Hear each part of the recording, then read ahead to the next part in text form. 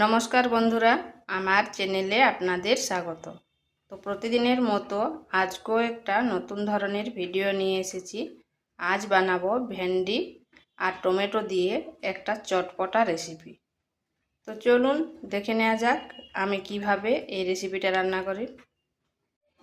এখানে ঢেঁড়সগুলো আগে ধুয়ে নিয়েছি, তারপর কেটে নিয়েছি।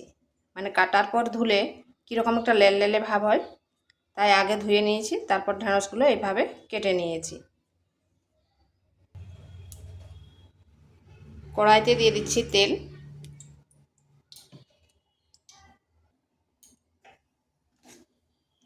দিচ্ছি কেটে রাখা ঢেঁড়সগুলো।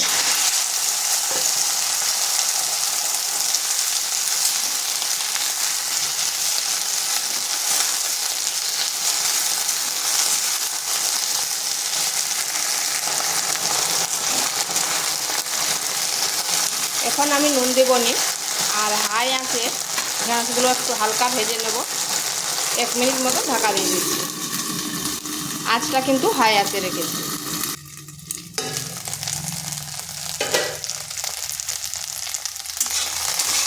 ঢেঁড়সটা হালকা এরকম ভেজে নিয়েছি, এটা হয়ে গেছে। এরপর তুলে নিচ্ছি। কড়াইতে দিয়ে দিচ্ছি আবারও 2 চামচ তেল।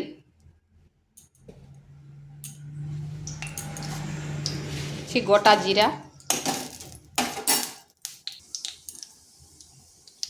একটা পেঁয়াজটাকে এইভাবে ছোটো ছোটো করে টুকরো টুকরো করে কেটে নিয়েছি।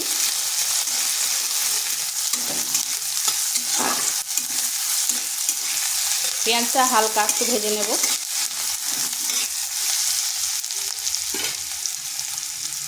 দিচ্ছি আদা কাঁচা লঙ্কার পেস্ট।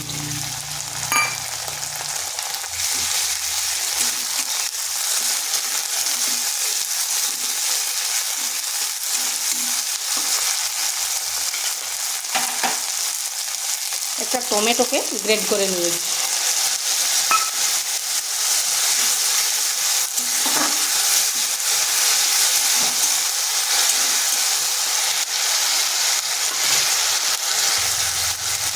দিচ্ছি পরিমাণ মতো লবণ, কারণ আমি ঢেঁড়সটা যখন ভাজছিলাম তখন কিন্তু লবণ দিইনি, সেইটা আন্দাজ করে দেবেন। তখন যদি লবণ দেওয়া হতো তাহলে কিন্তু ঢেঁড়সটা গলে যেত।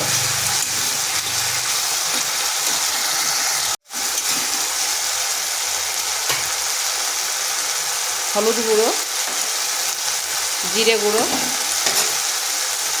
ধনে গুঁড়ো আর লঙ্কার গুঁড়ো। ঝালটা অবশ্যই নিজেরা আন্দাজ করে দেবেন, কারণ আমি এখানে কাঁচা লঙ্কা দিয়েছি।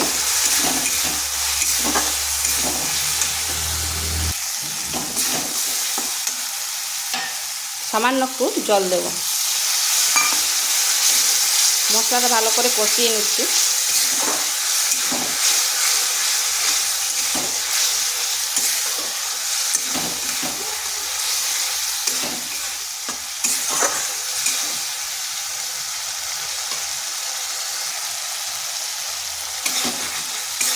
কষানো হয়ে গেছে, যখন কড়াই থেকে তেল ছেড়ে যাচ্ছে, দিয়ে দিচ্ছি ঢেঁড়সগুলো।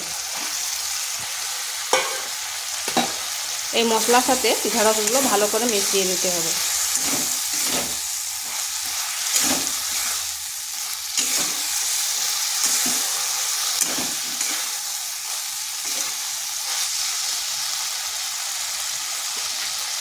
এখানে দিয়ে দিচ্ছি আর একটু জল।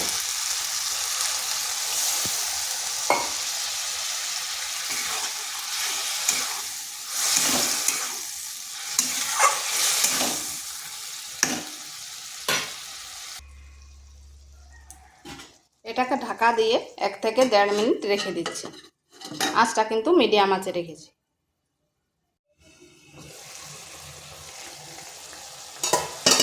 1.5 মিনিট পর ঘুরে আসলাম, আর এটা হয়ে গেছে। এখানে দিয়ে দিচ্ছি গরম মশলা।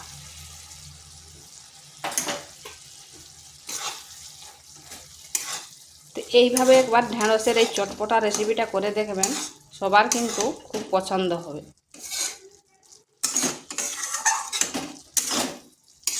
তো এটা হয়ে গেছে, এরপর নামিয়ে নিচ্ছি। তো ভিডিওটা ভালো লাগলে লাইক শেয়ার কমেন্ট অবশ্যই করবেন, আর নিত্য নতুন রেসিপি পাওয়ার জন্য চ্যানেলটিকে সাবস্ক্রাইব করবেন।